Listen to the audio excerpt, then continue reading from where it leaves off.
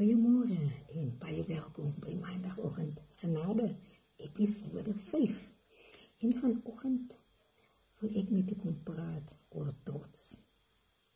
Nie die soort wat neersien nie, maar die soort wat jou laat regop staan. Daar is 'n goeie trots. Jy het opgestaan met jou plan. Jy is reg vir die dag met jou routine en jou verantwoordelikhede. Of jy nou werk toe gaan, of jy nou skool toe gaan, of jy 'n tuisteskepper is, of wat jou verpligtinge vir die dag ook al is.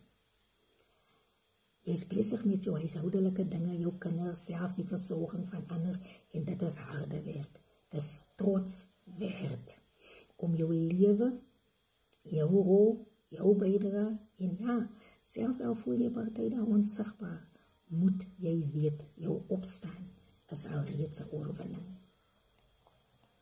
Dan is daar ook die ander soort trots. Die een wat keer dat jy jammer sê. Die een wat fluister, moenie teruggaan nie, moenie jouself nou verneder nie.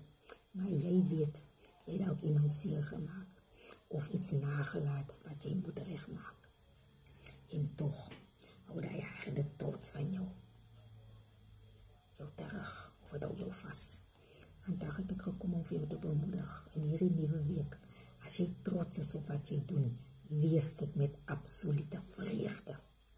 En as jy vasgevang is in die verkeerde trots, wees vandag die sterker een. Sê jammer, maak reg. Dit is nie swak om jouself klein te maak nie. Dit is sterk en dit is vryheid. Spreuke 16:18 sê, trots kom voor die val en hoogmoed kom voor die ondergang.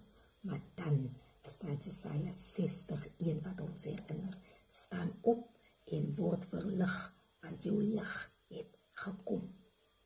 En my slotgedagte is, Here, my gebed is, dankie Here vir elke kyker en elke luisteraar wat met reg trots kan wees. Dankie vir hulle lewens en hulle volharding. Maar Here, ek bid ook vir die wat geen plan het nie, geen routine volg nie en geen verantwoordelikheid aanvaar nie. Maak hulle onrustig, Here, en skenk aan hulle genade. Genade om te smag na betekenis, na 'n lewe waar hulle weer trots kan wees. Is my gebed vir jou in hierdie week, in Jesus naam. Ek's Maggie van Maandagoggend Genade. Tot volgende maandag, dieselfde tyd, dieselfde plek. Die Here is lief vir u.